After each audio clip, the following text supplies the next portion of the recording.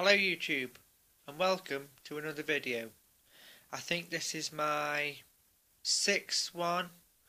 Only one of them was a second half of a video. So yeah, this is like my sixth video, I think. But today what I want to do is just talk about and try and learn people on how to meditate. Now, I've been able to contact and to speak to spirits ever since I've been little, at least 7. Of course, when you're little, they come across as like friends, helpers, people that you can generally relate to. Well, people, but the spirits, obviously, when you're that young, you think they're like you, sort of thing. But obviously, when you get older, you start learning, you start to read things. I was in the library one day, and of course, I was in the religious section and looking, but all of a sudden, there was another section on meditation and Hinduism and Wicca, Buddhism. Of course, a lot of these cultures, well, a lot of the religions of the old cultures do meditation. And of course, when you start to read in the Bible, Jesus actually touches upon meditation. You know,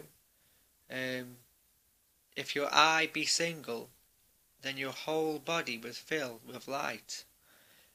He was talking pure Hinduism from the Hindu scriptures, which I've got the Hindu scriptures, been learning them, Jesus. Now, the one thing is you can't be is,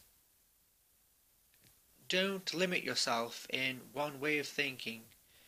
Try and broaden your mind, and you'll see that the world and the people in it are a lot alike than people might not like to think, but we are very, very alike in a lot of things. So anyway, today, like I say, I want to try and learn people how to meditate. Now, the first thing I found is when you start to meditate, staring at a candle flame is very good. So what I was thinking of doing is taking you step by step through it, word by word. Now, it might take a few videos because I want to try and imagine someone sitting down and listening to my voice, slowly taking them through a regression and getting them to the point where they're actually in between worlds, between this world and the next, where inside your mind, you've got a whole world, if you like, of spiritual growth, spiritual health, and also your soul and your well-being will actually grow because you're exercising a part of your mind that hasn't been exercised before. It's the right side of your brain. Now, of course, that's why Jesus sits at the right-hand side of the Father. That's why Jesus said, "Cast your net to the right side and you shall catch fish." Of course, he was talking about the right hemisphere of the brain. Just like in the Bible it says about the tribe of light. Well, if you do the numerical equation, where it says in the Bible, it says actually that the people sitting on the right, of course, they were in the east, and the east is always on the right side.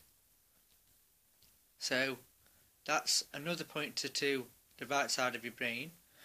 but the equation comes to the speed of light. The tribe of light was Judah. Of course, Jesus came from Judah.